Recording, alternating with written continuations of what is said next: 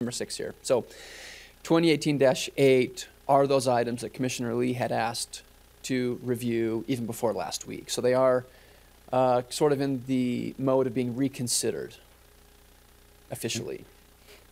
And we're okay to do that. I think so, yeah. That, And I love an I attorney saying I think so for a change. Yes, we and are okay to do I that. realize that, and if the commission feels the same with it, I'm fine. I wanted to have this discussion, realizing that last week it went through, and I'm not trying to overstep on anything. It was just a communication error, and I wanted to be able to at least voice some concerns with it. That's fair. If we could start with the parcels, the Utah County ones. There's 3 of them on here, and it's to abate the tax on these.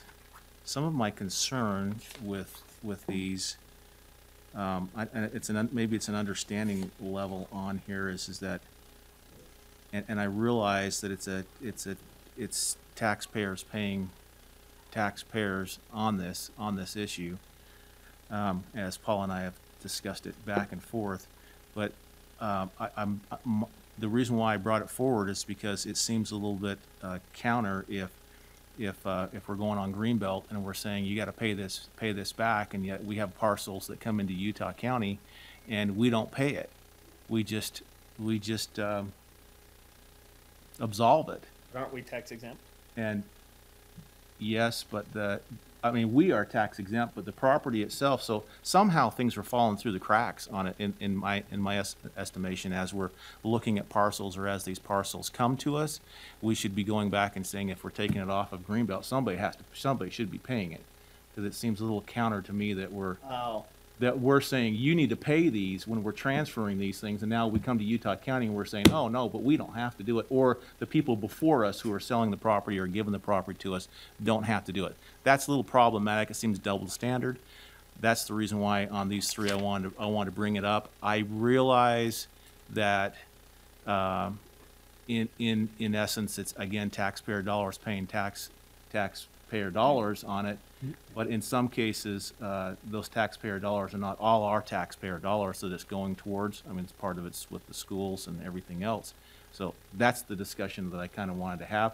I don't know what the solution is.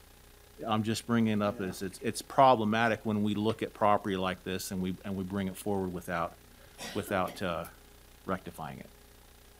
I'll make a quick comment that I think normally whenever we go and purchase a property and there's a closing, I think that we do take care, for the most part, to get those Greenbelt taxes paid. These parcels don't really fall in that pattern where there was a closing, and I know Richard's probably got a couple comments here about that, and I can turn the mic over to him for a second. I agree with Paul. If it's a property that the county is purchasing, or it's I'll say a usable parcel, then we do make sure that the taxes are all taken care of. And these 3 parcels here are actually all within roadways. They were instigated by the underlying property owner as a quitclaim deed to the county to basically get what would be in the roadway off of their deed and into the county's name. I was not aware that we even had the quitclaim deeds until I seen the tax abatement notice that came from the attorney's office. So typically in the past we've had it go both ways, but usually on the ones that have been historically in a roadway, that's where the tax abatement has come into play. So what if we get one from tax sale that has Greenbelt with it and nobody purchases it? Who's responsible at that point? How would we deal with that? Because would it show up on this list?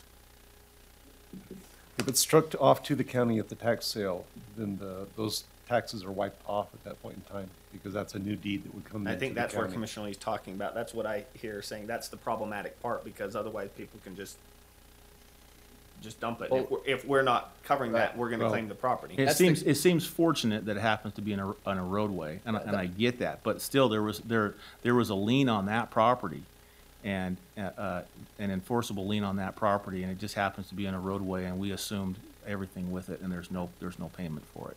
Now, the case with the tax sale, that's the case with all kinds of property, not just Greenbelt, I understand. but every tax parcel, or On every parcel, the tax is wiped off, and then the property is transferred to the county. So I guess the question would be, in looking for a remedy, is it possible for us to pass an ordinance then that would allow us to take that wiped off portion? Because when we turn around and we sell them, we have to get whatever money we spent back, right? And at least $1 of the tax deeds. Okay, that was my question. Does that cover all the Greenbelt rollback included if that's in there? I doubt it, but And that's what, I doubt it. and if it doesn't, can we pass an ordinance so that that does happen? Mr. Chairman, those properties that are struck off to the county, every property on the tax sale is bid, and the minimum bid is the amount of all taxes owing, Greenbelt, everything. So when it's struck off to the county, then of course it goes on the county records.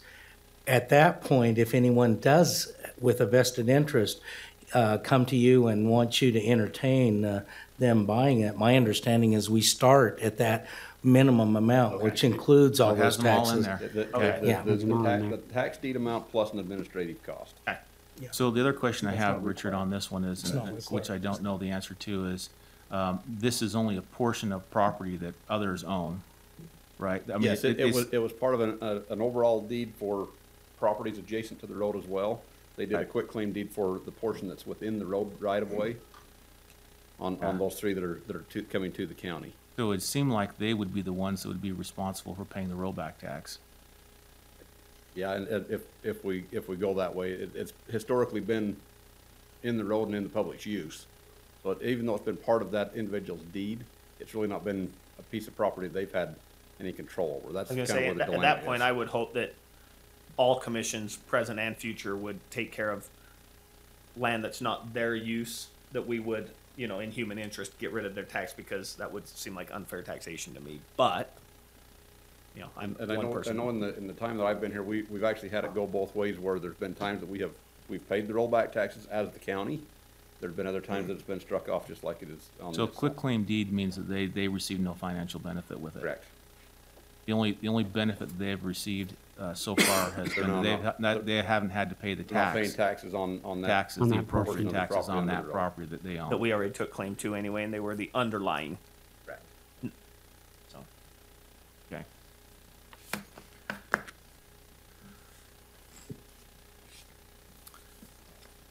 Next one, huh? I don't know what we do with that one. I think it's just, going forward, we need to just kind of keep an eye on those Yeah. as much as possible. Yeah, like I said, I think when we do a closing, we do take sure that we collect that rollback beforehand, but these were just little road pieces. Okay, so the PCC redevelopment trust issue, and I'm trying to look through my notes on this one here. This is the Parish Chemical site Oh, yeah, in Orem. yeah. Do you remember our conversation with this one specifically, so you can remind me? I just have here you wanted to discuss, so Um, I don't remember specifically, but basically, perhaps you wanted to give a background with the fire and kind of that situation. I actually there. have a lot more history with this one than I'd Yeah. really like to have with it, just because of working in a different office. I think that it comes down to the amounts on here. I just wanted to see if the commission again is comfortable, because they're asking for some substantial numbers, and I understand the logic of the assessment that was going on this from 2008 to 2017, in which it dramatically drops after 2011, when you're going for $27,000, and it's proposed to knock that down. That was part of the discussion that we had, and so they're proposing that they go with $72,000 or $73,000 instead of what is owing on it of $127,000. And I remember there was some assessment values in here, and that's the reason why you see it knocked down significantly. And so I was just, I don't know how we get to those numbers. That's part of my concern is that we leave the ones on from 2008 to 2012, which are higher, and then we substantially drop from 2012 to 2013 on an assessed value basis. and come to that determination of that 72,000 at the bottom. And so, that was kind of overall my question, how we drop so quickly in those numbers to get there. Yeah, so a couple of things there. One is we've sort of been playing old maid with this property. It's been up for the tax sale for a number of years. Oh, and I gotta say this, I'm sorry, Paul. We don't want this. We didn't, yeah. We do not want to touch this property. That's, I mean, we've gotta make sure that we stay out Right, of. the EPA has declared this a super cleanup site. The EPA's poured a few $1 million into cleaning it up. I will say that, so, Then how's that have any value? well, we think there's some value to it, and of course, that's the big question. Well, this company is willing to pay some money to even the back taxes on it to This is being control it. initiated because there's a proposed buyer for the site. So, so there was a big fire like in 2008. I'm not sure if everybody's familiar with that. We didn't reduce the value of that property until I think 2013.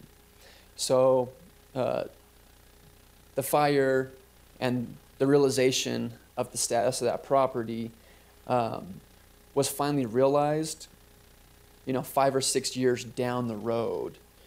And so I think what this recommendation before you, I think it sort of brings the 2008 to 2013 figures closer in line with the new assessment in 2013.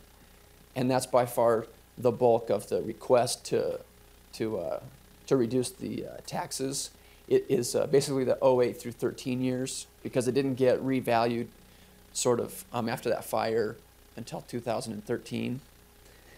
There's a few other, there is a few $1,000s in 16 and 17, but again, sort of by far the bulk of the money here is sort of a claim here that the value of the property was so far reduced, but the taxes didn't reduce at the same time. So there's a sort of a 6-year gap where it was valued a lot higher after the fire. So, can I just ask, so Commissioner Lee, what do you want us to try and do on this one? Well, again, I wanted to bring this forward just to have a discussion, and part of it is does the numbers make sense to you on, if we're saying that if we overinflated from 2008 and it's $17,000, now the proposed is $8,000, does that seem consistent with the value that now in 2013 we're saying that one's spot on, and the rest of them are spot on, except for 2017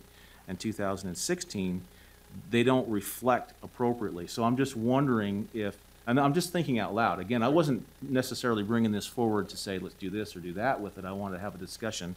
Because when I look at if 2013 is appropriate with the 3,983, then I would think going forward would probably be accurate. And so the reduction from 2016 to 17, I don't understand. And then that was kind of my question, are we, if we're saying we're accurate from 2013 on, then we should reflect that accurately. And then I don't know how we adjust, though. This is where the question is that if it's inaccurate from 2008 to 2012, are those reductions like from 19,000 to 9,000 and 27 to 13,000, are they accurate? I don't know. That's the reason why I want to bring it up as a question. Well, so, without offending Clarissa again, because I just saw her, to me, if it's not buildable, it's not valuable. It's not got value. No, I understand that we're saying there's an underlying value. What could you do on that land right this minute? Well, I can tell you again that there is a potential buyer, and I think No, he's a no. developer, but But EPA super clean site, you're going to have to invest millions to get it workable. So in Yeah. other words, it's got a negative value to me because it's not usable land. And so for me, that's the hard part. So do I think that at that point I just kind of trust that the people that are doing it are hopefully being consistent with the value across the board? Because Right. to me, I don't know how to assess a value when I see no value. So for me, that's hard. That's kind of like that land up on the cliff face of Provo. Depends. Right, yeah. So is the proposed this is the question I have. Is the proposed from the potential buyer? Is that dollar come from them as the proposed Yeah, so. value? Yeah, so this application is from them. He and I did have some discussions, and I actually relayed, so, there were some notes previously where, and I'm not sure who from the county was willing to consider a 50% reduction on the 2008 to 2013 years, but I think that's basically what we have there. And so I sort of relayed that that was the discussion previously, and that I would feel comfortable presenting that to the board. So my only question is, and you said Clarissa, she's the one that does these? Well, no, she just was on the Oh, Provo one. okay. We had that discussion. So Yeah. probably ought to come up to the mic. But so my question would be this: does the proposed values reflect the assessed, if we were to go back and do an assessment on these? Well, you can see that from 2008 to We 2013. want to hear from the assessor. Oh, now oh, that he's okay. here. I'm sort of a junior assessor here. Come on. Junior. Since my boss deferred to me. Honestly, I'm not up to speed on this as I should be. I'd have to have Clarissa actually come up and speak to this. Did you do the adjustments on this, or was it? All right, it's commercial. So Clarissa didn't do this one. I would feel totally comfortable if your office felt comfortable with the proposed that's on here, but when I see that 2016 and 17 are off, and I think that those are probably accurate, I would assume that those are accurate because that's coming from your office, then it makes me wonder on the rest of it. It did come from my office. I'm just not prepared at this time to give you the detail that you want, but I can provide the detail if you want to continue this for a week. Well, so that's my next question. I Since we mean, abated it last week, what can we do?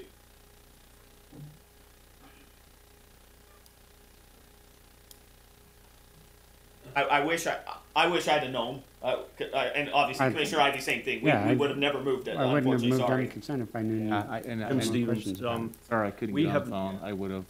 We haven't made any abatements on this parcel. Okay, Okay. It was subject to them bringing in the check for the proposed amount, and so we were holding off until the treasurer's office had But that. except for the action was still taken by the commission. That's right, but no adjustments have been made. Okay. So can we reverse? I know we've done that in the same meeting where we've gone back and said, never mind, we're fixing item 16. Can we go back a week and do that? Because it sounds like, I mean, a commissioner had a valid concern. Unfortunately, we didn't know. But I think you're okay. I think we've noticed it appropriately. It's up for reconsideration. It was Okay. on the agenda. Unless Dave wants to Okay. disagree. Well, I thought he was your junior. Paul's got a lot of promotions today. We do have the lead appraiser who was over this project coming in, if you, He's here. he's here. all right. He's He looking looks like, happy to get up he's- here and speak. Come on he's up. He's here, but he Mikey. doesn't want to talk to you. he's, so. he's looking like he'd rather postpone it a week.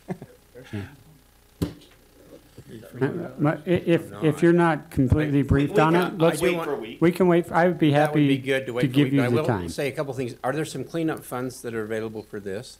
Don't know. Well, there's EPA. Oh, you mean There's EPA's cleanup EPA? funds? Yeah, because Funds in it. sometimes, I have no idea. yeah, there's some things that we'd need to know in order to be able to make a decision on how much that, On the real assessment. to address it, because a lot of times they have funds that are set aside to clean up the site.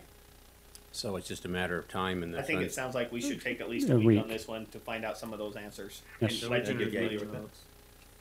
Thank you. Now that I know we can wait on it, that's fine with me. I'm fine with The information I received. is I'd that rather the- have is that the EPA accurate didn't have any more information funds. from the Yeah. assessor's office on why the changes were made. Because it sounds like a detailed question, so. Yeah.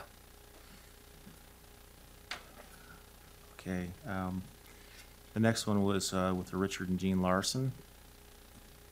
It was on the last week to, deny the request. They were asking for a waiver of penalty and interest. And That was their entire request? That's That all it was, that was all. It Okay. was not the tax, it was just to waive the penalty and interest. There was some confusion as I'm reading down through their statement again. Are the following two the same thing? They are, So, I think they are, let's see. Yeah, the Larson and Kilgore parcels are quite similar. They moved, they forgot to change their address. so I guess my question is there any reason either, so it just says deny the request on here, is there any reason we can't just put it on an agenda for next week to abate the penalty and interest, or do we need to take care of it here? I mean, either way, what's we the way could- we can do it? And we could, and I, as I was reading down through, you know, I just felt like, from what I read and in talking with Paul about it, I personally agreed with where they were at in their explanation from it. I mean, obviously, you have to take some things and try to weigh it. Sure. And I feel like if we're getting we're getting the tax is primary for that. I felt comfortable with abating the penalty and interest with it, and that was basically the So concern. again, Paul, I guess my question to you is, if this was adequately noticed, can we just do that on this, or do we need to make it a separate agenda item? For No, the future? No, You you can can do take it the on action this. here. I Okay. mean, my recommendation was to deny both those claims, but you could take different action today. And then on the RLP then, what was? Yeah, and that was both, that was the Kilgore, not to be confused Right. with the company Kilgore. Right. No, Commissioner Graves has moved on to The last- RLP Yeah, Enterprises. I just want to make sure we're talking about Oh, both okay. of those two. And then the RLP, theirs was to deny, and their request was, let's see, sorry, I'm trying to get down through this. So if I recall this case, the family didn't move, but the post office changed their address. Oh, that's what it was. Is that right? Yeah. Yeah, the post office changed their address, and so I think they were annexed into a claiming city. that they did not get the mailing on this thing because of the post office. And I think we verified that was true, that it was changed. Didn't we verify that? Or did we? Well, I felt comfortable that was the case. That was the case, and so that was the reason why I thought, and I guess they were asking for, were they asking for? I believe they were asking for penalty and interest on that one as well, weren't they, Paul? Copy. I believe so. I think that was a penalty and interest one too. I'm okay with that too. So those three. Okay, so if I understand, on the first three, we just want to keep an eye out. We're okay with the action just because Correct. we really don't have a solution. There's no solution. For the fourth item on there, the PCC, we're going to, PCC redevelopment, because some of us know PCC is something else. We're going to continue that for a week, Right. Yes. okay, and approve the request is your request for 5, 6, and 7 on that list. Yes, which Okay. is the Larson, Kilgore, and the Are we ready for a RLP. motion then? I'm ready for a Okay, motion. I will move that we approve the property tax actions contained in recommendation letter 2018-8, continuing item parcel 18-17-002 and 10, the PCC redevelopment trust, and approving the requests on the last three listed, Larson, Kilgore, and RLP Enterprises. Second. I have a motion and a second. As stated, all those in favor, please say aye. Aye. Aye. Motion will carry 3-0. This will then bring us back to consent agenda item number 19, which I believe Invalid now. Now it's in it. we would need to just strike. No, actually, I think you can just adopt it as is. Adopt it as is. That, Jim? What's the, I don't know if that's Because accurate. I don't think we can. consent 19 only contained the Utah County parcels, is my understanding. I there's a mean, few late abatements. well, but from the items in 2018-8, the only items in consent 19 were the Utah County parcels, which you didn't change anything. Okay. Is that right? Okay. So if we But just that's, approve that's it, why I'm asking, why wouldn't we just strike it? Seems how we just approved those, but. Well, because you approved them last week also, so And we you should approved just them approve again this three week? times? Okay, and so the action is consistent as far as consent 19 goes. even though it feels like I'm disapproving something three times, Paul, I will go ahead and listen to you on this. No, I think I should just strike it. Oh, well, consent 19 has other items also, Okay. besides those three. okay, I will move that we approve the tax credits and refunds recommended in consent agenda item 19. Second. I have a motion and a second to approve consent agenda item number 19. All those in favor, please say aye. Aye. Aye. Motion will carry 3-0. We'll now look at regular agenda item number 7. This is to adopt a resolution regarding the adjustment of Greenbelt rollback taxes. This item has been continued. We look forward to some discussion on it. Chris, if I could maybe get you to go ahead and just give us a brief overview of this proposed adjustment. Chris Polson, Utah County Assessor. This resolution was intended not to add anything you can't do already. It's simply to give a definition of when it should be applied. And when I say should be applied, this has to do with the Greenbelt rollback tax. When a situation or an issue arises which is atypical in a transfer or a re-sign up, and the key component to this is the use of the property, which qualifies the property for Greenbelt, has never changed. Right. So we're talking about technicalities that come over the course of time, that it gives a little bit more latitude to the commission. Again, nothing that you can't do now, it's just defining what should occur in those situations. A hypothetical situation, a mom and dad are aging who have owned 100 acres that's been farmed for 100 years. They move it into a trust so that inheritance purposes become easier. They don't all of a sudden get slammed with taxes because they didn't realize that changing it to the trust triggered and kicked them out of Greenbelt, even though it's still been farmed for 5 years and will be farmed for the next 50 or 100 years. Right, right. That's, And I thank you, Chris, for this. I think this reflects my thoughts on it as well. Almost all the way through. There's one part that I'd like to have some discussion on, and that is on 1C, where it says, partially down through, the property has otherwise qualified for assessment under the FFA for each of the 5 years of the rollback tax period through the date of the application. I would like to strike that part of the 5 years, because later on down at the very bottom it says that it's subject to the land has been approved by the county for the assessment under the FFA, which is a 2-year anyway, 2-year process, in which we go through if they're coming under. And so I feel more comfortable that the 2 years going back, on a couple of reasons. One is that it reduces some of the burdensome going back the entire 5 years on it for the individuals who are maybe in that situation, and it would probably lessen a little bit of our trying to get all that information as well. And so just on an administrative basis, I think that the 2 years is sufficient. I agree. any additional thoughts on this? The only other one that I just want to make sure that we're comfortable with is down on, let's see, it's under 2C, number 2. I like that it says pay a specified portion of the rollback tax. It's general though. Yeah, In what's nature, specified and who's fed. what does that mean? Yeah. And I'm wondering for consistency purposes if something should not be in there, a certain percentage, because I understand that the county is going to have to.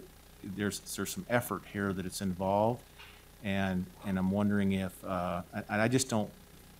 It's just a consistency. I don't know why we even are requiring anything paid on it, truthfully, because again, if they come back into compliance and they meet and the assessor has found them to be in Greenbelt in good standing and they continue farming or whatever meets for 20 years, we're going to abate it. So in essence, we will have collected a tax that and we'll have to refund it potentially. So my question is why we're even doing that? Because then, if they don't come back and apply, they still have to pay the rollback and the current taxes.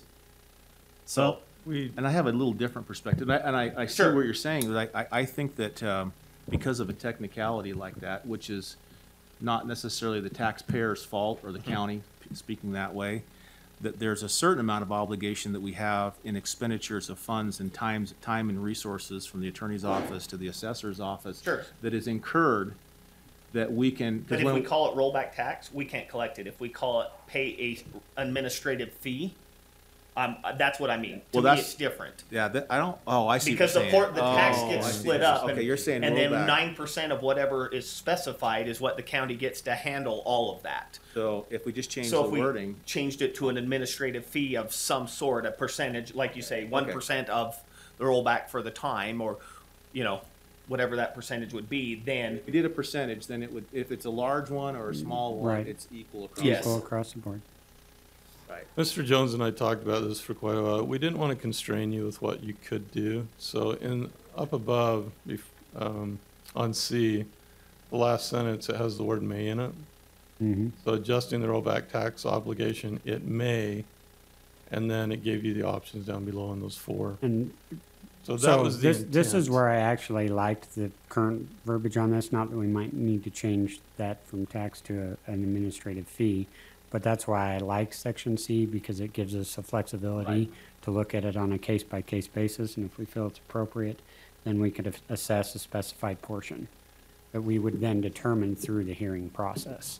That was why I liked that in there, because it gives us that opportunity to look through it individually and make a determination through the hearing process.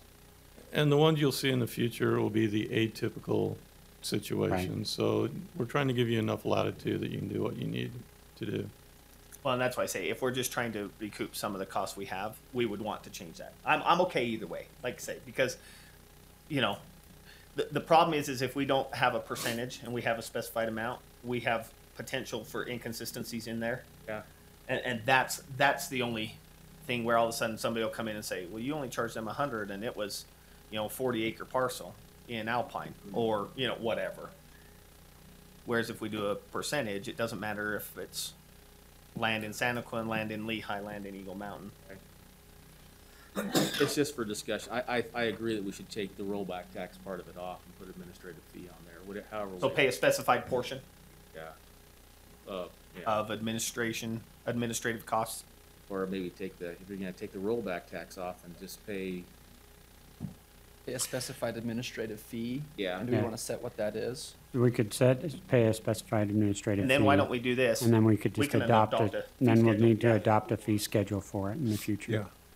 Probably would not be tied to the amount of the tax, because Right. it needs to be tied to what the What the administrative cost administrative is. cost is. That's right. And- It would and take the So you treasurer's office. put it on the fee schedule. Everybody. But what if we change it to pay a specified amount and just left it at that? Then you're not tied to a fee schedule or anything else. Well, if we do a fee schedule, then we have a consistent. Well, you could say, you could still do the fee schedule and reference the fee schedule as the specified amount. Or you may not want to go that route.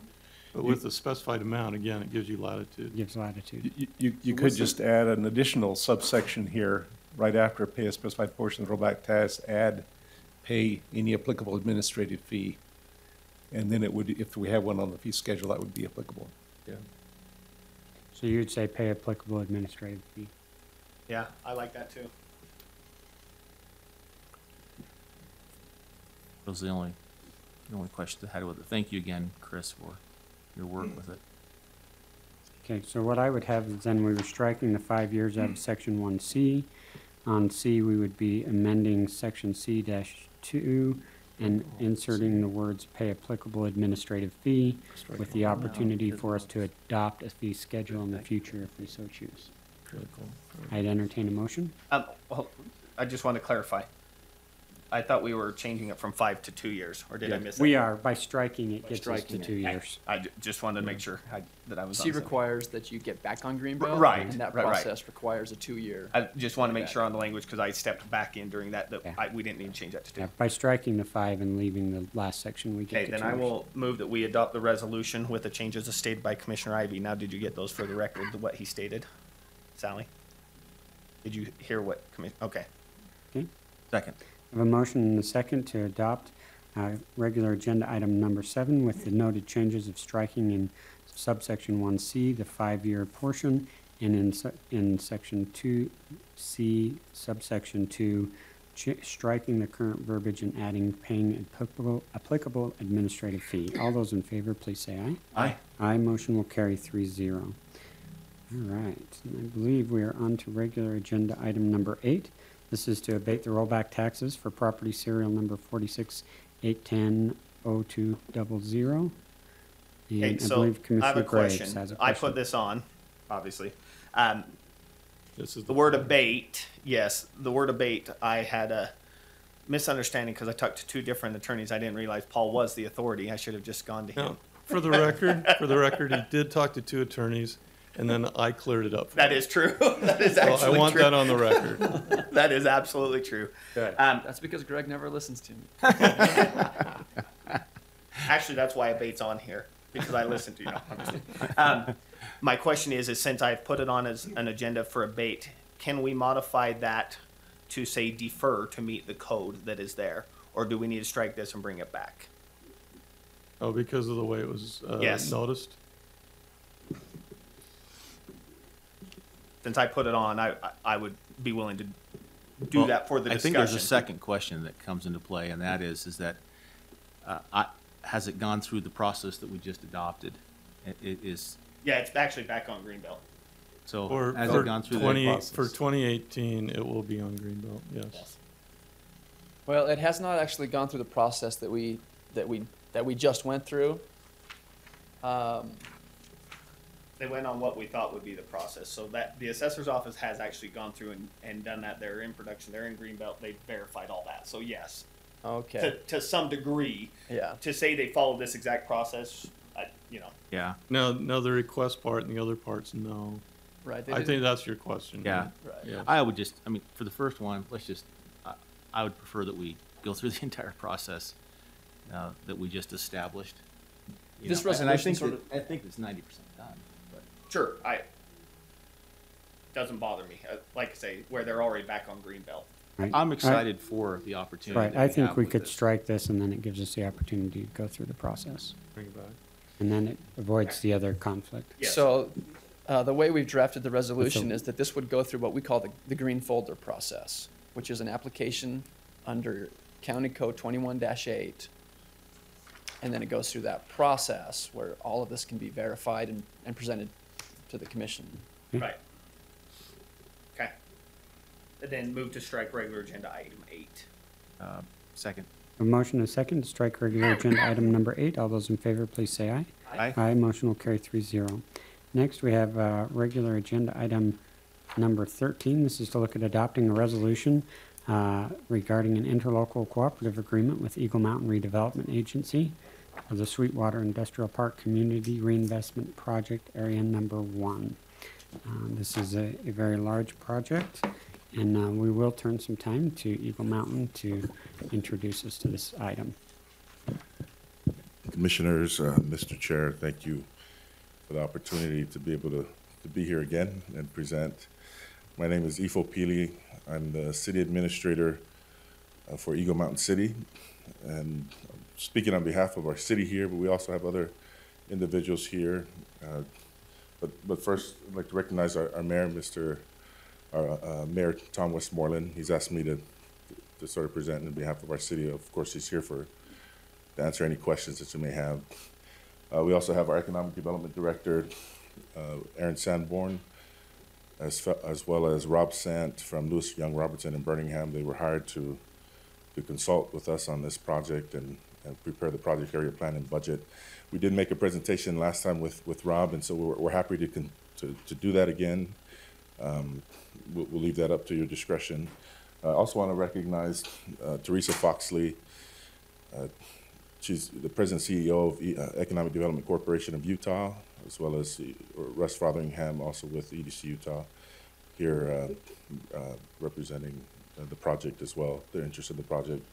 And then we also have Mr. Lang from Rocky Mountain Power to answer any questions regarding power infrastructure.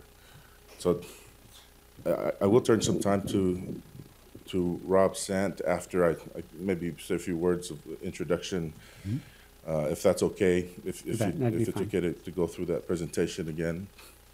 But just a couple thoughts on this, just more high level thoughts on this project. Our city, when we first decided to go after data centers, this actually began about 10 years ago when we did an economic development strategic plan. And the plan came back telling us that you're really not competitive for anything. You're off the beaten path.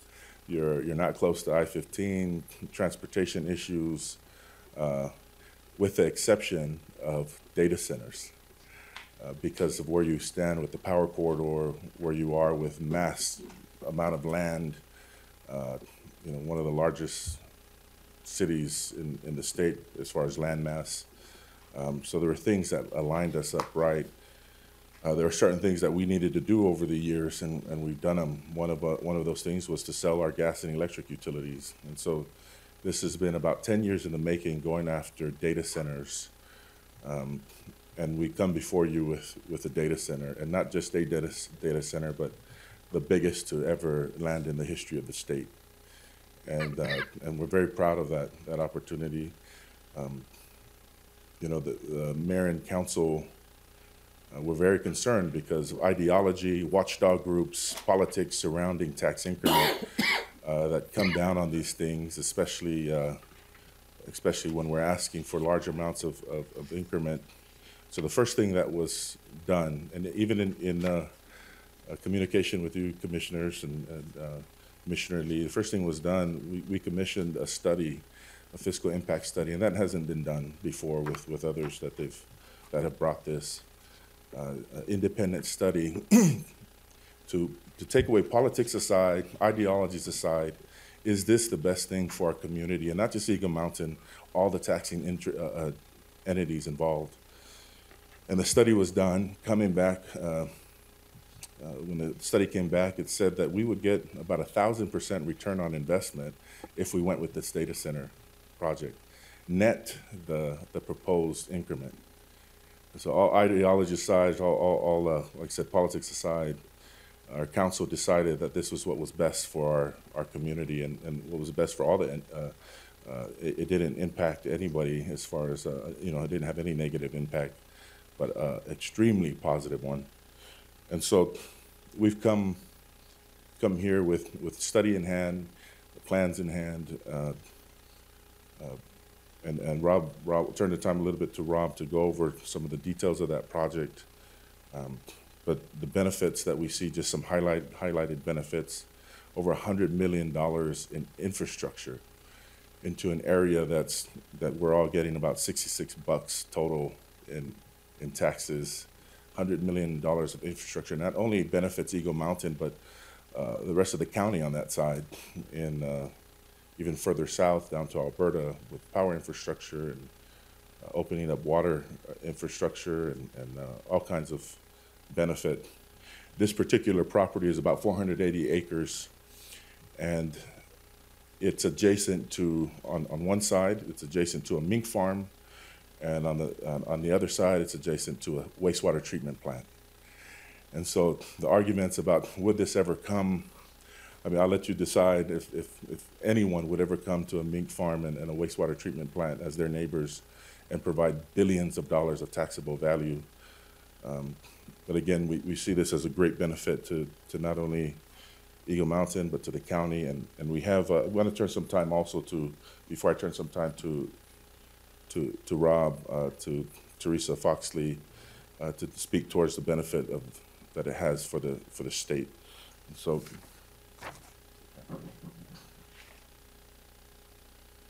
Well, thank you, Ifo, and thank you, commissioners. I know that you do have a very full agenda today, so I won't take up much of your time, but our organization, the Economic Development Corporation of Utah, which is a private nonprofit economic development group, is incredibly supportive of this project, and we thank you for your consideration of it. There are a couple of key points that I would like to mention that have led us to support it. First is we actually, Eagle Mountain has been so intentional about attracting data centers for the reasons that Ifo just laid out, that this is a a terrific industry for Eagle Mountain and will actually allow them to help expand their tax base. They've been so intentional that they took a number of actions from an administrative standpoint to facilitate data center growth, and that included creating a data center overlay zone and doing other things that would really clear the path for investors like Project Steeplechase to be welcome in their community. And so that sort of forward thinking has been something that our organization has been very impressed with. To help facilitate Eagle Mountain's economic development goals, we arranged for the governor to visit this company about a year ago to invite them to come and invest in the state.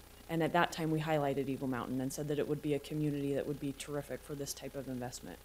Following that trip, then Mayor Chris Pangra went out and visited the company and had a similar conversation. So one of the things that I think is really important for you and for the public to understand about this is how intentional Eagle Mountain's recruitment of this specific project and this specific industry has been. The other key point that I wanted to make is one that Ifo touched on, and one that other members of that are here in the audience today could speak to much more eloquently than me, but that is related to the infrastructure build.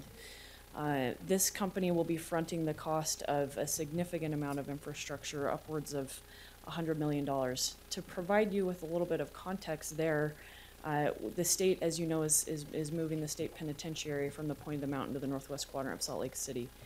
The infrastructure required to support that correctional facility is about $100 million, and you've seen what that has done to kick off conversations about game-changing economic development projects like the Inland Port in the northwest quadrant of Salt Lake City. So I provide that just as an illustrative example of the type of infrastructure and to provide a little bit of context that you have a private entity that will be fronting the cost of that infrastructure on their own balance sheet.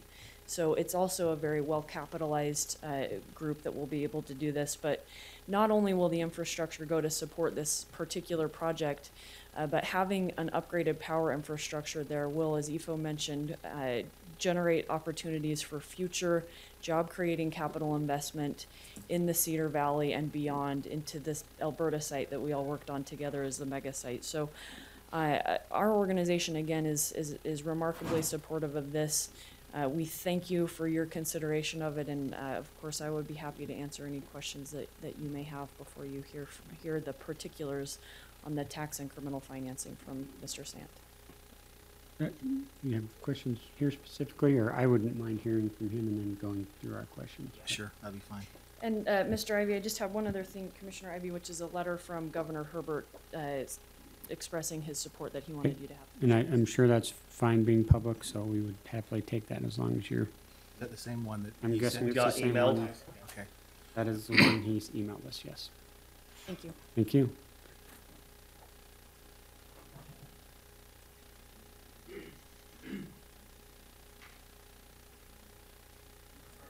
So thanks again, commissioners, for taking the time. Just before you get Yeah. started, just so you can address this, because it is the thing that people always call commissioners and ask about when doing tax incremental financing. Teresa accurately pointed out that this company is fronting $100 million.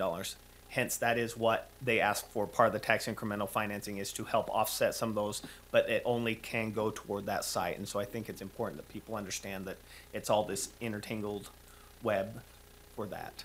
Yeah. So the $100 million will, so we kind of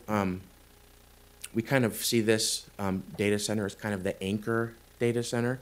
So in reality, the Sweetwater Industrial Park will be thousands of acres, and this company will just take the first 488, but they'll build infrastructure to help offset those future infrastructure costs for future data centers. So that's why we're kind of asking for what we're asking. The 100% for personal property and the 80% of real property is if we come back for future data centers that come in, we won't include them in that ask. We will have a more traditional, whether it be 50% for 15 years, and then eventually we see this as kind of the similar to Lehigh, how they have all those offices now. This will kind of be the data center capital where we won't have to fund future data centers. They'll want to come locate to Eagle Mountain. So that's kind of why we're asking for what we're asking for, is we see this as the anchor tenant that will attract future business.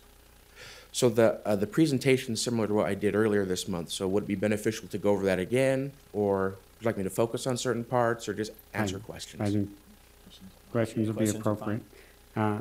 And I can start. I'm sure the other two have other questions. I'm going to just be really blunt and to the point because I kind of like to be that way sometimes. I've heard 1,000. I think this is wonderful. I'm going to preface this comment with this. I think the opportunity here is wonderful. I hear 1,000% return on investment. Phenomenal. I hear hundreds of millions of dollars. Phenomenal. I hear, better electrical grids. Phenomenal for the state. All very, very good things. Put your money where your mouth is. This contract does not have a performance guarantee in it. Without a performance guarantee, I'm a no. Any questions from the others?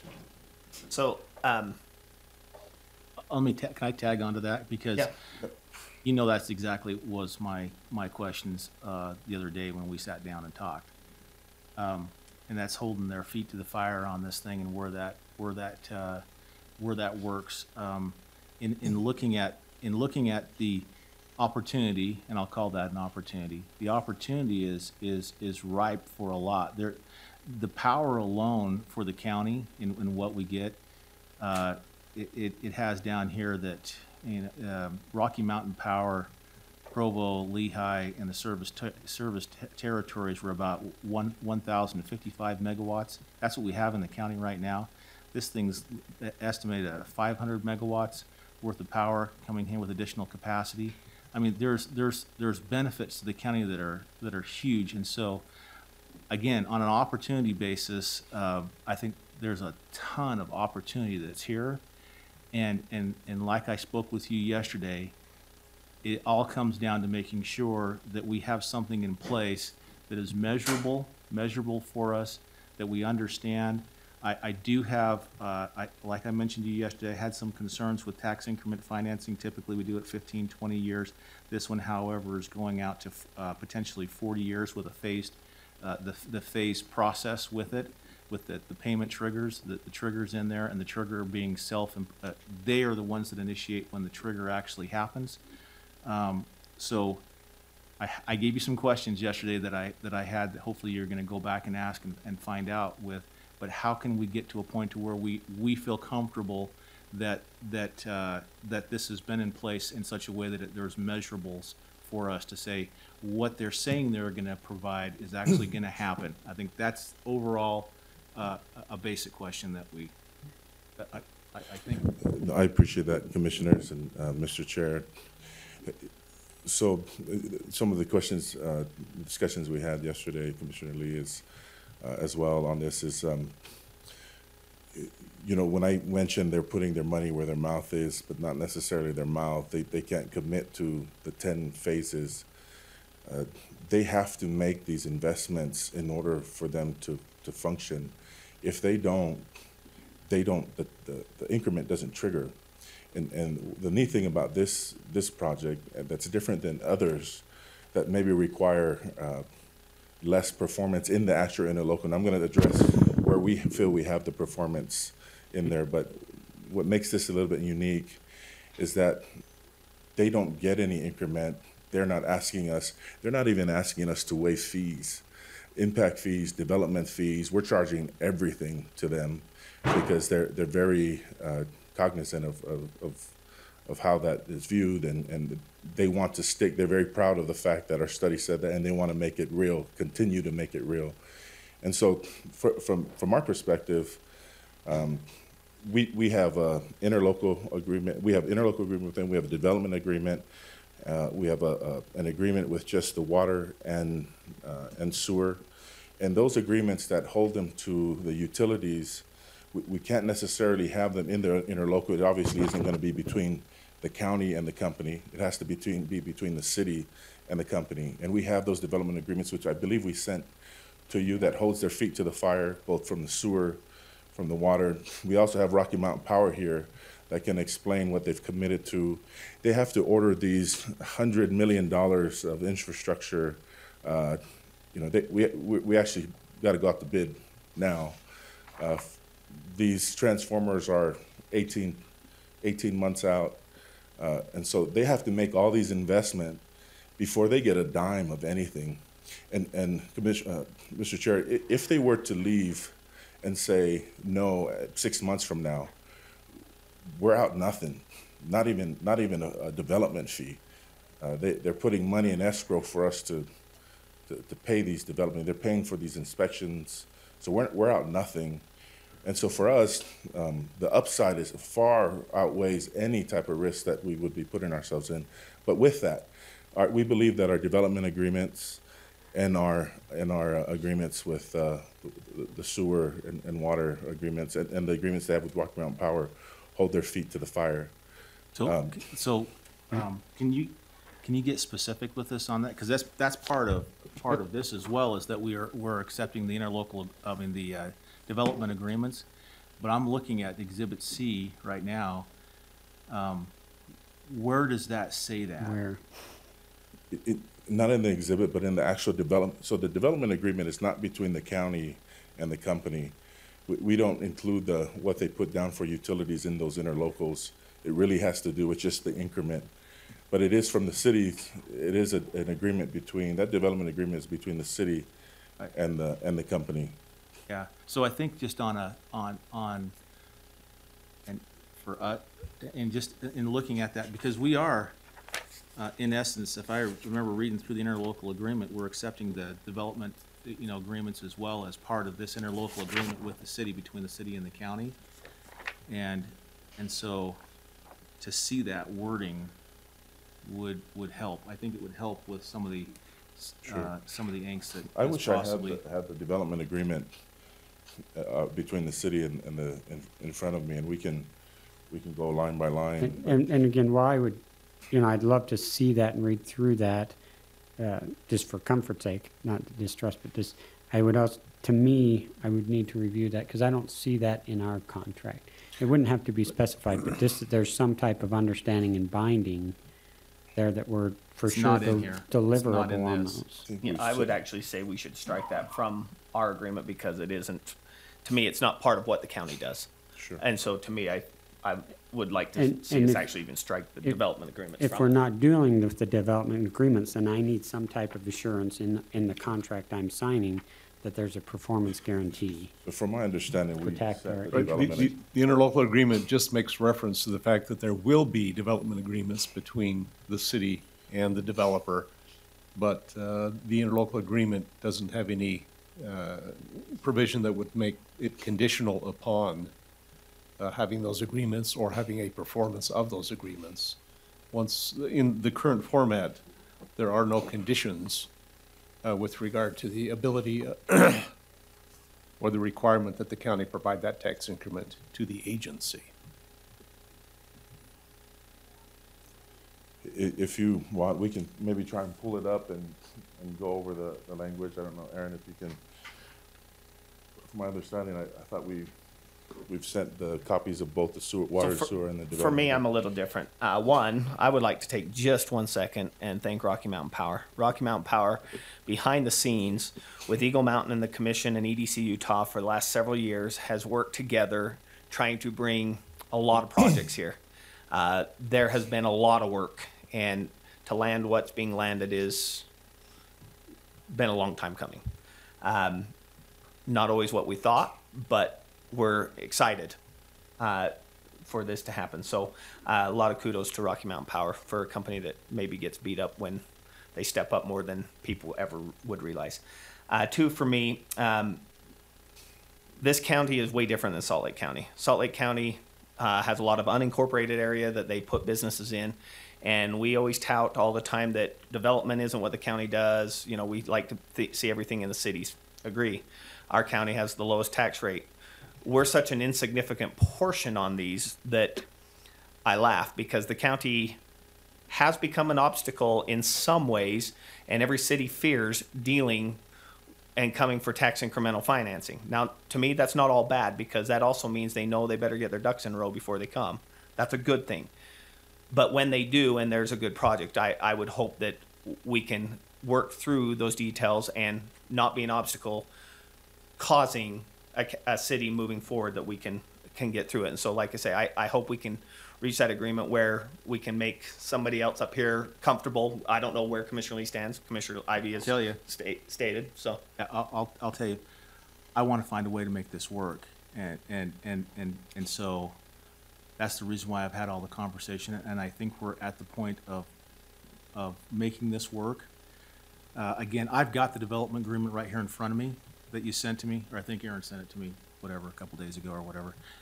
Show me in the language where it says that. That's what I'm asking is that, and then, I mean, there's some other questions I have that we talked about besides that, but, and I think that part of our interlocal agreement is, should have, different than Commissioner Graves on this, should have on there that that the development agreement that is in place right here has, ours is subject to that being followed as well, because I think that's where the teeth are.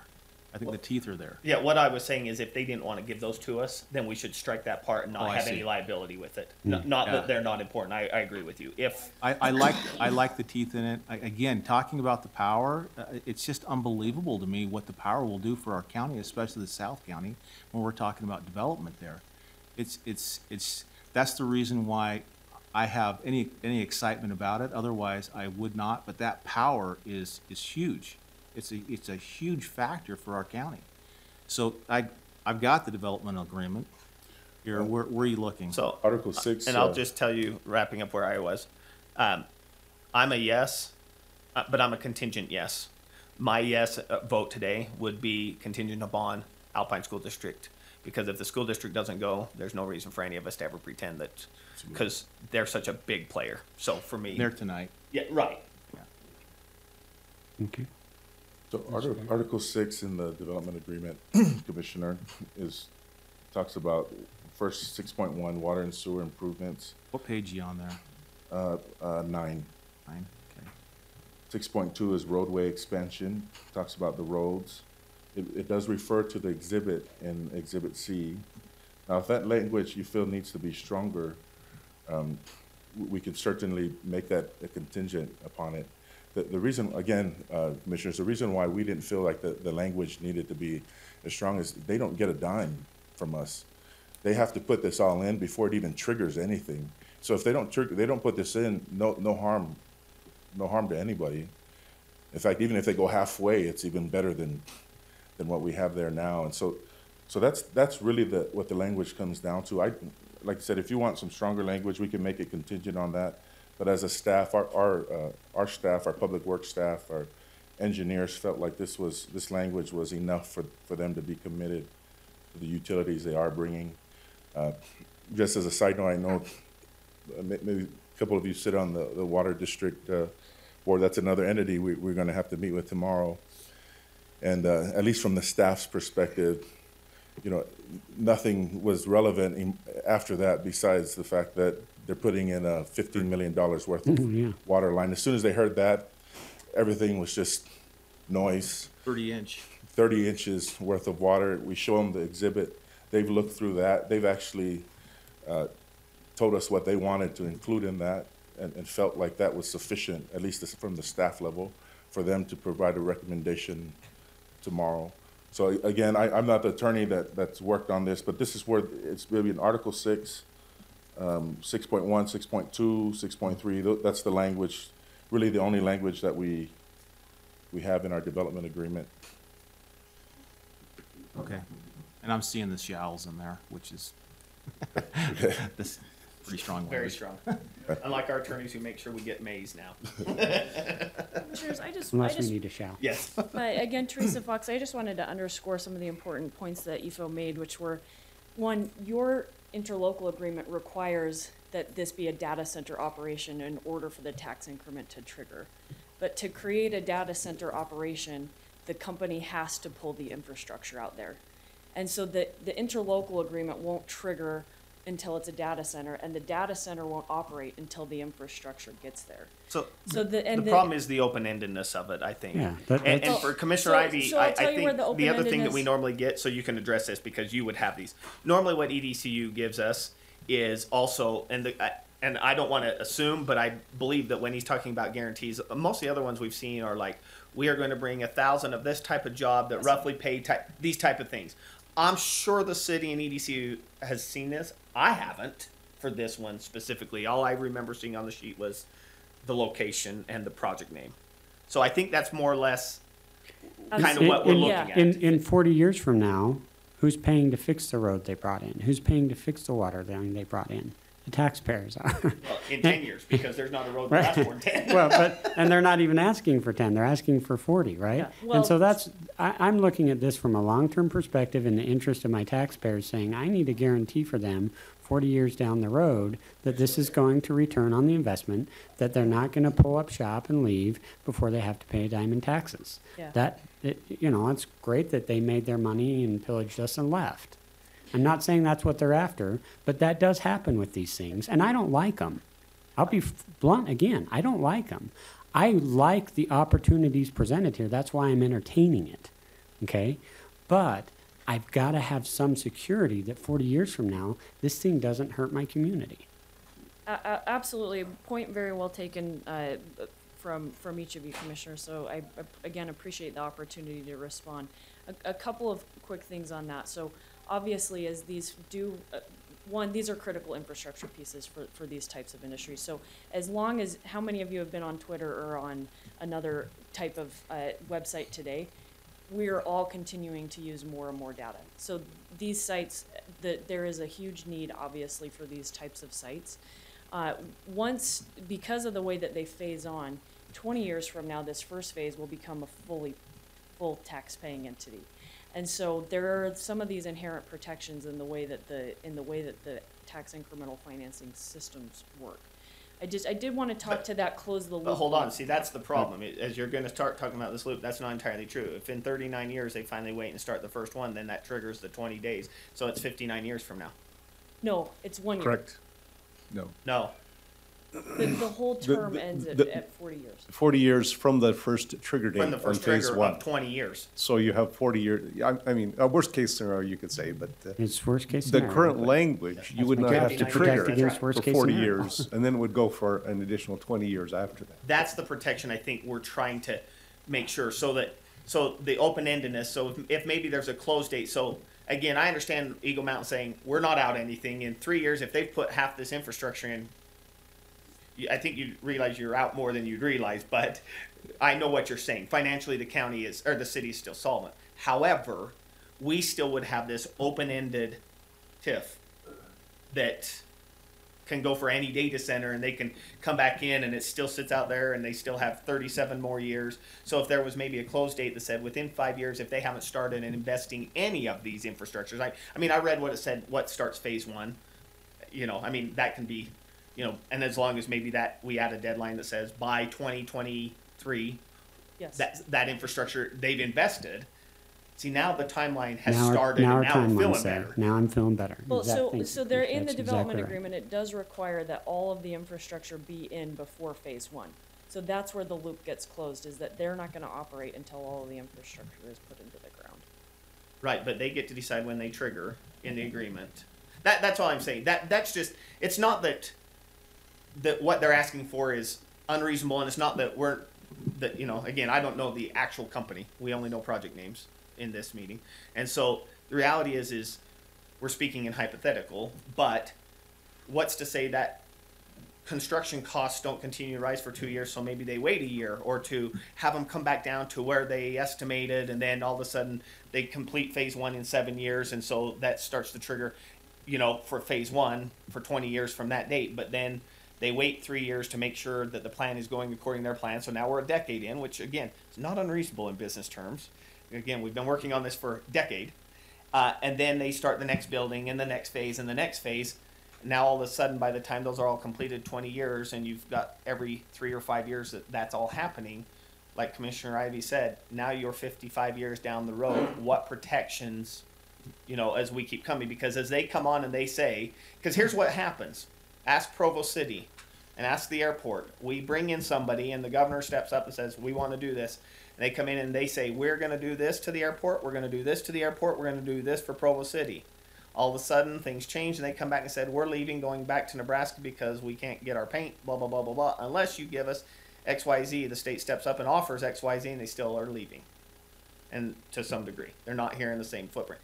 That's the protections we're trying to prevent, because otherwise, Eagle Mountain will be hurting, which then hurts the county, which then hurts everybody.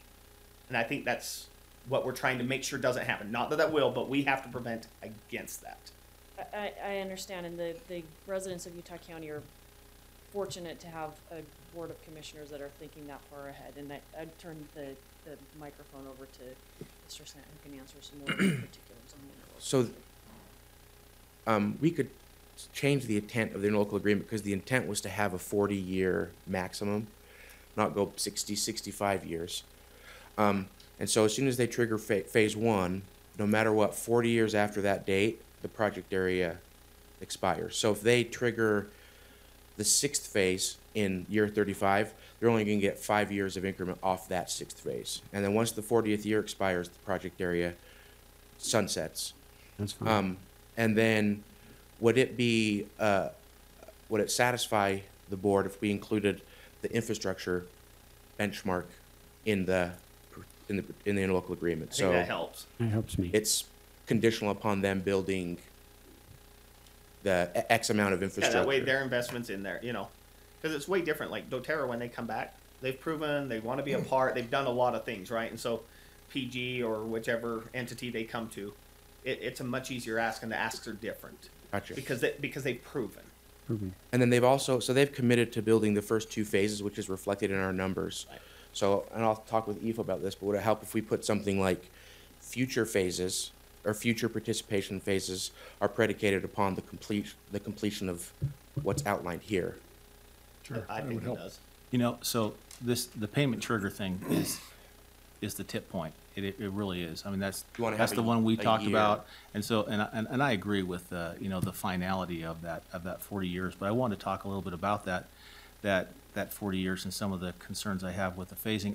And I maybe a little different perspective of how I see it too. I don't know of any company that comes in that will put $100 million into a place and then say, I'm going to go to California or some other place. I just don't see that happening. I mean, it might, but I think that if they're going to invest like that, they're going to want something out of it. Most of them are not doing that for an investment into Utah County just because they like the name.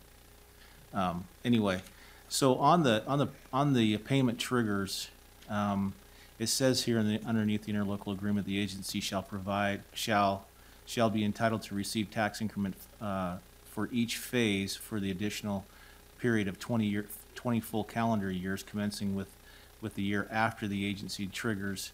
And this is the agency, which is the trigger, when they trigger. And I get that because they want to do the infrastructure first, and then they want to be able to say they trigger.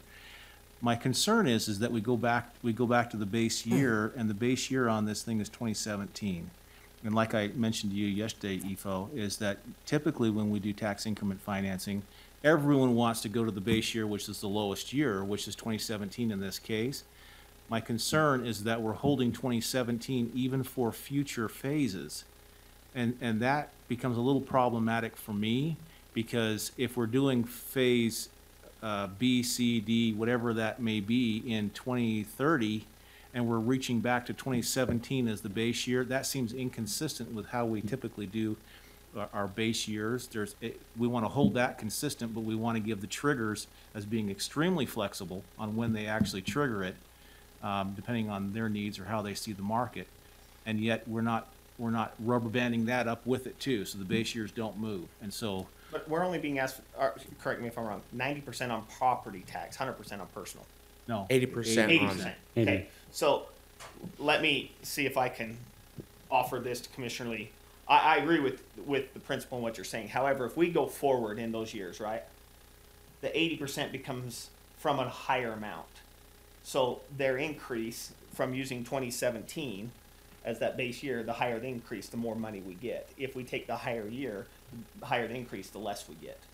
So if 2017 our tax rate's 100, and 2018 our tax rate's 120, the 80% is coming from the 100. We get more of the 20% we get more of than we do at the 120. So it's actually in our advantage financially for a 2017 because we know our prices went up in 2018. In this case, now it doesn't mean they always will. So we've done a phased project area in Clearfield as well. We called it tranches for some weird reason, but it was a phased approach. And the good thing about that is, so let's say they want to wait and trigger phase 2 when they have 1 million square feet. But 2 years before they trigger it, they build 500,000 square feet, and that's on the tax rolls. All the value of the untriggered property, 100% of that will flow to the taxing entities. Right. And then once phase one expires, let's say it's triggered in 2021, so it expires in 2041, 100% of that value will return to the taxing entities. It's almost like after a phase expires, we're resetting the base year without resetting the base year.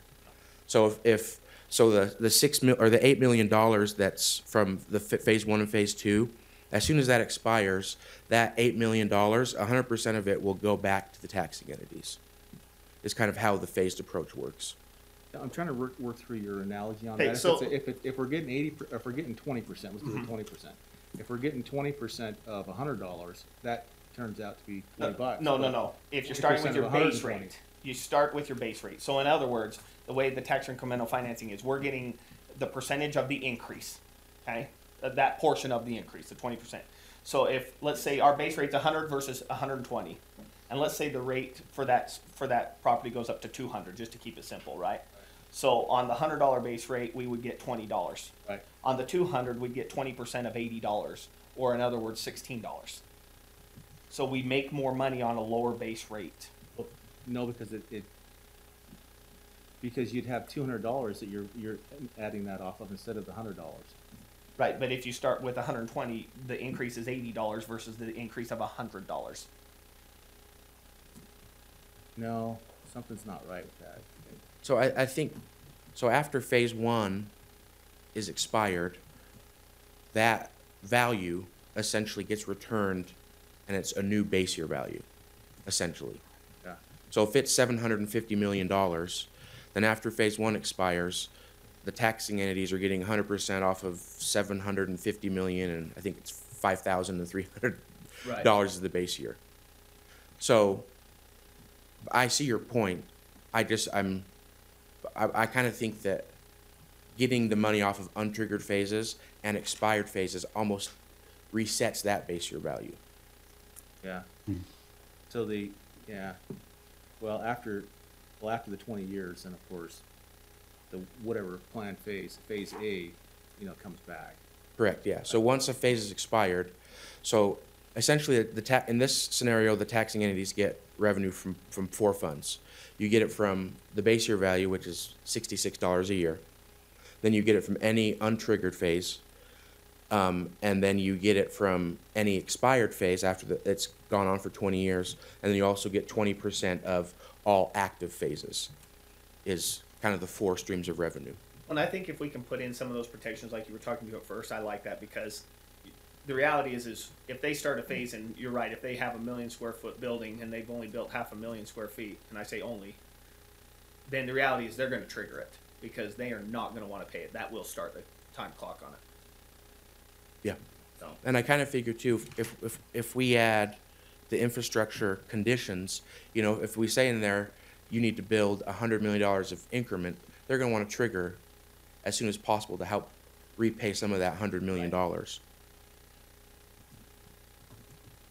And I know with Central Utah, it's the same thing, because part of our negotiations is they asked to go from a 24-inch pipe to a 30-inch pipe, and they put that infrastructure condition in their interlocal agreement. So how do we do that? How do we do that so that there's some finality to this payment triggering?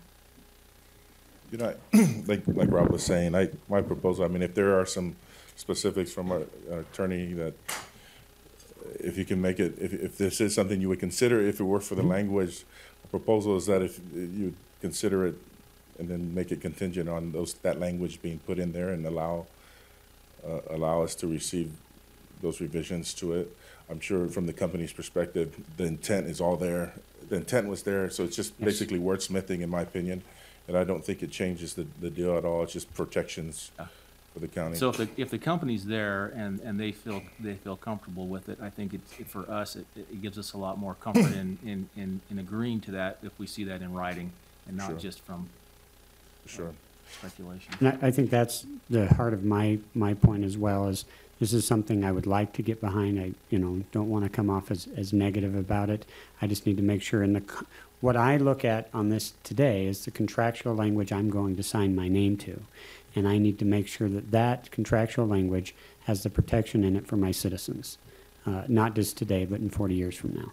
And so with some of those modifications that I think we can get to, it sounds like the company can get to, then we can happily sign it. As Commissioner Graves had mentioned, obviously the big player here is the school board.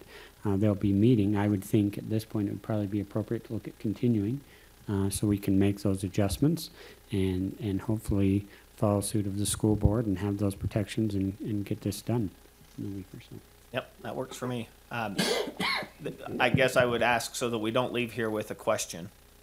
Are you guys going to submit to our attorneys those changes, or would you like us to draft them? Because we love drafting contracts, don't we, guys? You know, commissioners, not to be too presumptuous here, but we really are on a timeline, and part of the reason they've chosen is our ability to move. And when I propose, if you know, and this is how we've proposed with UFSA and with the city as well, even with our own city council, that they approved it they gave the approval because these are so immaterial, especially to the deal and to the structure. Again, from the city side, we feel they're all there. We have them all there. I know you need to have protections for yourself, but if it's just including that language that's already there in the development agreement, stipulating that, I don't know if I can propose that if it is a yes, contingent on that, if that's all that is. Well, and the school board, and that's why I say, so, I mean, the motion that I would make would be motion to approve contingent upon Alpine School District, all taxing entities approving before the commission Absolutely. does it. The contractual language with the cap of 40 years, the language for the development agreement. It would also have the infrastructure that you talked about, providing us with the infrastructure guarantees. There was one other one that we talked about. Performance guarantee. Yeah, and seeing those guarantees in there. So, I mean, of all the, I think the sticky one with the whole thing is what that means on the payment triggers. What's the company gonna be comfortable with? Are they gonna be comfortable with anything? I don't know. If there was, would they be comfortable with a certain timeline where it said first phase has to happen before 2023. 2023. Would Yeah, they be comfortable with that? I don't know. Well, that one, the payment trigger, they wouldn't be comfortable, if I'm being honest with, that would kill the deal, if I'm being honest, because they're investing billions. And the issue here, we talked about like the 40-year and the phasing. The problem with that is, when I say they're putting their money where their mouth is, but not their mouth, commissioners, we're about to go to 10 phases of this. You're talking almost 10 billions. how many years are you seeing them before they're open and operating? In an ideal world, and again, because we have to deal in hypotheticals here, because there are extenuating circumstances that happen. When would be approvals happen today? When could they open and be running as a functioning data center? Come on, if you want to. So that we can meet their timeline, the company has asked us to go out to bid already. Okay. And if this were not to go, then we would just pull the bids back. We are already, Okay, but like I-15, they tell us it's going to take 3 years for the technology corridor, right? We know 2020 of the fall, Lehigh may or may not have functioning freeways again, right? So Yeah. that's what I'm asking from you. What does Eagle Mountain see as investing in that infrastructure so that their building is being able to be built and stuff like that? Because that's not outlined in You've any of seen this their agreement. timeline then. You know what their timeline is. 18 months. Okay. And their goal, and the reason why it's so tight is because they need to be in the ground June. So that they'll be excavating in June if this gets approved. So quite honestly, that helps me because my concern here is the trigger. If the trigger waits till 2025, that's my problem. But if they're really going to be in 18 months, they're not going to wait till 2025 to trigger that anyway, because otherwise we'll be collecting a huge amount of taxes on it. Absolutely. And they like I said, they cannot commit to those phases on paper, but they're committing it with their money. They're committing it with the infrastructure. And I think for us, Can they put that down? Can we put that down somewhere? I mean, besides the developmental agreement, how can we put that into language so that? Because ours is very generic. That they would put the agreement, that they would put the infrastructure Well, we have that in the developmental or agreement. that it would trigger, They entered into that agreement with the city. yes, they have. Maybe Oh. if we have a copy of that, I believe we sent it, because I haven't Send- seen it. I don't I've got, remember. I mean, I had a whole bunch of documents to come through. I got the developmental agreement, I've got all the exhibits, I've got the interlocal agreement. Well, it's because I've been asking for all these, you know, for more information, but, I don't have the cities. well, that development agreement, Is that the cities one? that's the city's Oh, development okay, agreement. okay. That's not, again, the interlocal agreement, the way we've seen it, that's between the RDA and, you know, it really doesn't have anything to do with infrastructure. And so that's why it is typically generic that So- way. If I can finish up my point to you when I told you what my motion would be, that is such a vague motion that there's so much details to work out in a contract that it's almost and I appreciate what you're saying. The timeline is important. It's really not worth making that motion because if Commissioner Lee thinks the wording should be this way, or Commissioner Graves thinks the wording should be this way, or Commissioner Ivy, then there's no meeting of the mind, and we still have to come back into a commission meeting and do it. So I think it really is cleaner, knowing that our intent is to get these questions answered. You know where I'm at. If we answer these questions, there's no reason on next Tuesday that this thing can't have finality from the commission regardless. Yeah. I have a hard time voting on something I haven't read. Yeah, and I appreciate it. Sorry, you can shake your head at me, but I believe we mocked somebody and a lot of people for voting on a bill that they hadn't read, and I'm not going to do that. I'm not going to vote on a contract saying, oh, we'll get the wording where you like it, even though I haven't seen the wording, and give my stamp to it. You know, It's not me. I'm really close, because I have read through them. And I'm not saying I'm not close. The devil's in the details. Well, because I've read down through it, so I'm really close. I even think that we could probably tweak it right now in this meeting, from my perspective, and get there. Okay, But let's work on that. I'm not objecting to Yeah, that. I'm okay too. If we've I just seen need those to know things, what it says. Again, I mean, I have no problem I, trusting that I you've wanted read to, them. I wanted to, you know, have them point out where it was in the developmental agreement so that it was kind of understood where we're at. Again, I cannot, this is, it's a hard twist because this is one of the biggest projects in the state of Utah, and there's no doubt about it. But even if it's a big one or a small one, we have to do our due diligence. That's right. I'm not trying to sidestep that, but I certainly do not want to lose something on the hook that can be extremely beneficial to this county. Yeah. And that's how I'm seeing this. And believe me, we had some frank discussions over and over, and I was asking questions all along the process, trying to get to a point of understanding. And so I would like us to see how, if we can, get to a comfort level in this meeting so that it's workable, because the school board is going to be looking at us. I know that. They're going to be looking and saying, what did the county do? I know, How and did if the they county weren't, work? I would say I would make a motion to approve based on whatever the agreement the school board gets, because, but you're right, they'll wait and see whatever we They'll- get, and they'll want exactly You're gonna what have we this have. tag, and then all of a sudden you're gonna get into this media storm, and then you're gonna, Yeah. I mean, there's political capital on this thing.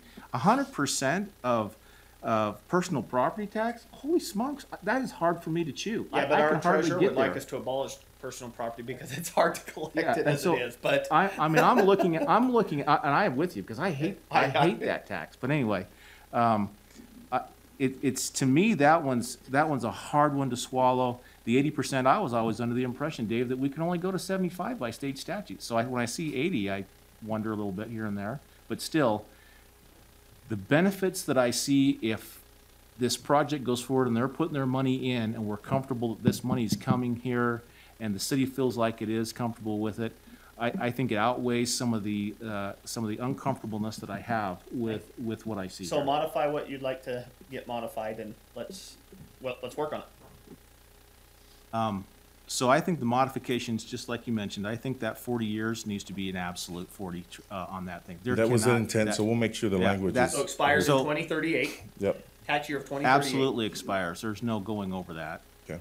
Um, Just so you know, the school district also, and also the UFSA had concerns, and the language that you see as a result of that. I know the school district added just a sentence in theirs that said, not to exceed the mandatory compliance of the state statute, which is 50 years. We also, in the development agreement, a reference to the development agreement, the termination is in the development agreement that says 40 years. We also have the 40 years. For the attorneys of the school district, they put that in that just says 50 years max. My math was way bad. I meant Just so 20, 50 years. there's no, Yeah. because there was a difference in opinion on how that read. So we can legally. get there on that one. Okay, that That's we- an if we change easy, it. that was always the intent of it. Yeah. And so it's just a matter of what you feel, it was just a sentence from the school district Yeah, that they felt finality was of 40 okay. years from today, or Just right not- this year. Notwithstanding anything to the contrary, the total term of this agreement Yes. shall not exceed 40 years. Yes. Correct. Right. I am in communication with the company right now. They're willing to make these commitments, and I would love to be able to workshop some language. I don't know if you have the Please. ability to That's what we're sort of doing right now. saunter as a commission or. That's why we're here. Yes, That's what we get paid to do, so is to work say through these it and things today. let's. So what In a if public I, setting. what I if, like doing it, I personally like doing it right here. Yeah. Yes. that's- So Because what this if we is me added language- representing Make the you see the public. sausage being made. What if we added something that says conditional upon the company completing the infrastructure as outlined in the As development outlined agreement in the development between the agreement, agency and the company? Absolutely. that takes care of my that's the concern second one there. that needs to Avery, you be in taking there. notes? We need to attach that, so it's an exhibit, Yes, so that it's which is fine. incorporated in, so It'll that need attached in Any the, We can breach of attach that, that to the exhibit. and where the agreement is terminated. right. Okay. So it's project specific at that Okay, point. one box checked. Next. And Two then- box, two, boxes. you've got boxes, the check, 40 yes. years, and that takes care of about 95% of my And then what if concern. we added a trigger date, but we had a little room? So let's say the first phase will trigger no later than You know what? 2023. I'm not worried about the trigger date because now that we know, for me personally, It's not that big of a deal when we yeah, see. now that I know As long their as they're putting their timeline. money into the infrastructure as they put first. their money in Now, the when you say they're infrastructure ready to first. go on this thing, are they talking about doing the infrastructure, or are they talking about doing their building? So they Probably need, both. they need, yeah, They need both. both, They're doing both at the same time? Yes. okay. So I think, it sounds like to me if we could do, a cap of the total 40 years following the date of the first trigger. The first trigger has to be by 2023, and, Well, I- No, it was, I'm not worried about the Okay. first it trigger. was 40 years from today. 40 years, period, we're good. 40 years period, we're dead. from the date of the first trigger. No, No, now, 40 years cap. from now. 40 We year don't cap. care about the trigger, just the utilities, but you wanna Yeah, speak this to is- We the- have the Michael Lang time with frame Rocky set, Mountain 40 Power. years. Yeah, because they've only They got a trigger 20 whenever year they on want. every. Yes, because they've got 20 years, so it's in their best interest to make sure they've triggered by 2038.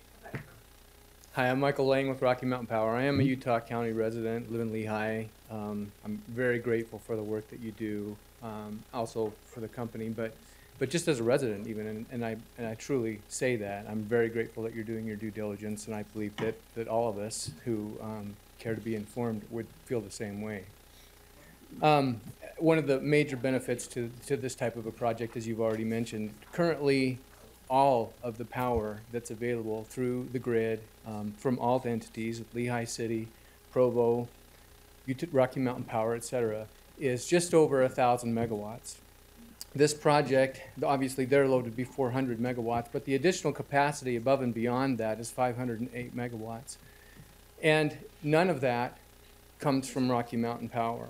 That is paid for by the entity. We cannot pay for that. And so they, in terms of your concerns, which I fully believe are justified and warranted, and I appreciate your being concerned about that, they have to pay 100% of those costs on their commitment side for that to be in place. And as they've already mentioned, the timeline is very aggressive, extremely aggressive from our schedule standpoint, from a material standpoint, et cetera, et cetera. But realistically, for them to have the capacity to even flip the light switch on and start with phase one, period, they have to have that infrastructure in place on that time frame, or they can't do any of their work as a data center. And so the benefit to the county is that we would have approximately 48% greater infrastructure capacity from a power standpoint at that point than we do today.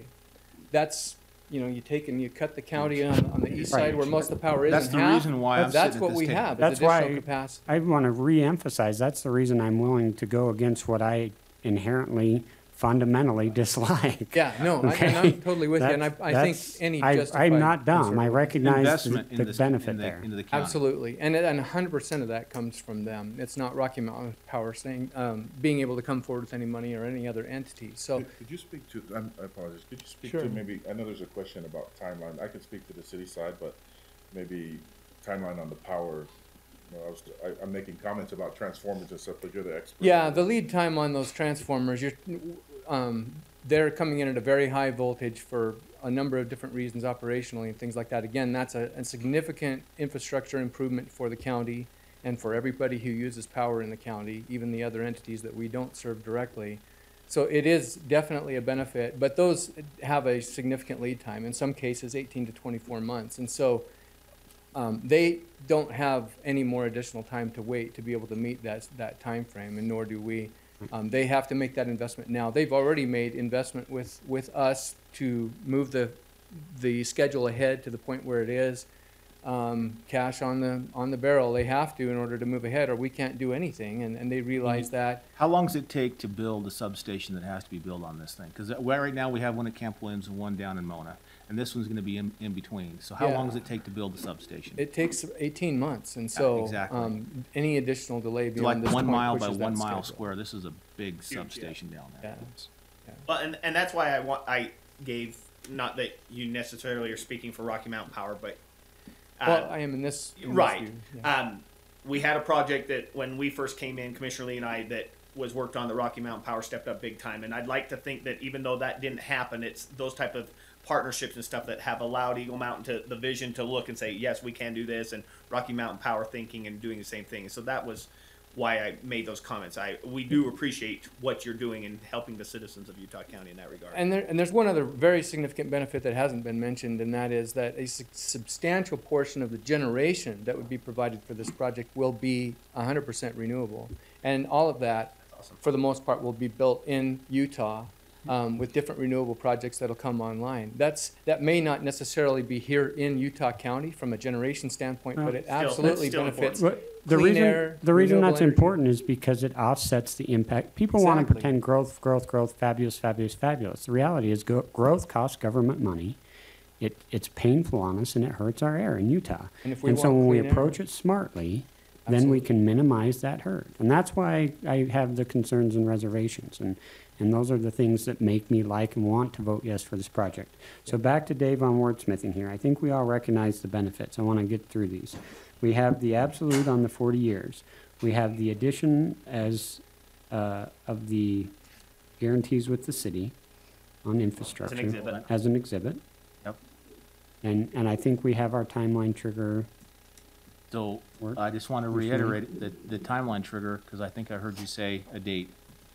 So what if we had, so we're required by law to trigger increment in March of the year before we collect. So Right. for example, so could we say the 40 years first year of from increment March. would be March 2019? So Yes. the project, so I would say in paragraph 5, payment trigger, we change language to say, however, the agency will no longer be entitled to receive tax increment on any phase after 2059, comma, the 40th year of the project area. Perfect. Yep, I like that. Works Okay. great.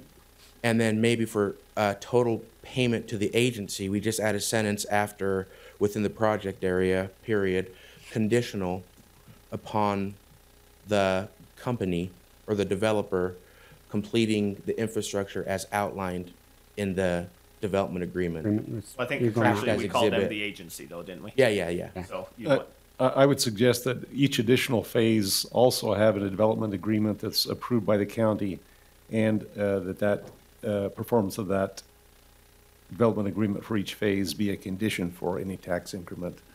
So to be there'll be paid. one, well, you can speak to that one, Mike.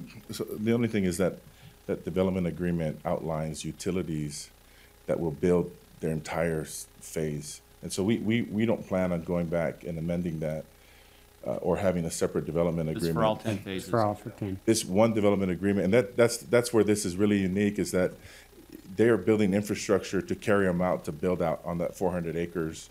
And so the whole phasing thing is because they can't commit on paper. They just can't do it. Right. And I'm good with their verbiage if we leave that So additional off. the development agreement is a condition for all phases, is what you're It saying? is. Okay, Yeah, well, we can. it is. And so we can I'm write it good, in I'm that good way. with the verbiage he just read. Well, and you're we can leave saying the on additional that, off. then they're gonna build the whole, all 10, the development agreement will be done before the first phase is complete.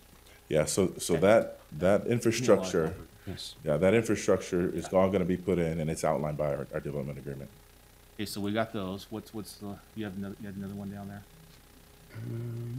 The only other thing that I will make in the motion is contingent upon the school district. Oh, yeah. Yes, yeah. Approval. But that's just And- standard practice And, for us. and for me, those two additional changes bring me the protection for the performance and the longevity of the contract. And we fixed the trigger point with the March date.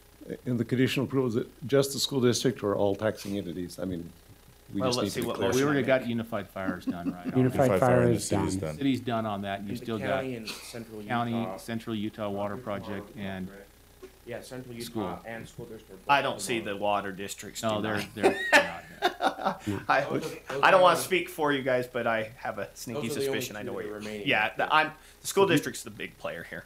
Water district is a winner, as is the residents of the county in those instances. What So else do we have to work through that? That was it that I remember. That's what I have. Oh. Okay, I will Okay. entertain a motion. I'll move that we adopt a resolution approving and authorizing the execution of the interlocal cooperation agreement with the amended changes as stated. And the condition. And the condition, approval based on, our approval will be triggered, on Alpine School District's approval of this, agreement And Central Utah Water. and Central Utah Water. And I'll second that. I have a motion and a second, and I forgot what agenda item number you are. 13. 13, to approve regular agenda item number 13 with the noted changes. All those in favor, please say aye. Aye. Aye, motion will carry 3-0. We will now move to set our closed meetings. Thank you very much. We will not need 14, but we need 15, 16, and 17. Let me get there. Is it my turn? I don't Your know. turn, Yeah. Bill. I figured you did it last week since I wasn't here. So 14 we don't need. 16, I'll make a motion that we strike number 14 on our agenda. Second? I have a motion and a second to strike regular agenda item number 14. All those in favor, please say aye. Aye. Aye. Passes 3-0. Make a motion that we approve and set a date, time, and location for a closed meeting for a strategy session to discuss the sale of real property, water rights, or water shares previously publicly noticed for sale at today's date at this location following the completion of our regular agenda. Second? A motion and a second to approve regular agenda item number 15. All those in favor, please say aye. Aye. Aye, motion carries 3-0. Make a motion that we approve and set a date, time, and location for a closed meeting to discuss the character, professional competence, or physical and mental health of an individual or individuals at today's date at this location following the completion of our regular agenda. Second? A motion and a second to approve regular agenda item number 16. All those in favor, please say aye. Aye. Aye, that will carry 3-0. Make a motion that we approve and set a date, time, and location for a closed meeting for a strategy session to discuss the pending or reasonable imminent litigation at today's date at this location following the completion of our regular agenda.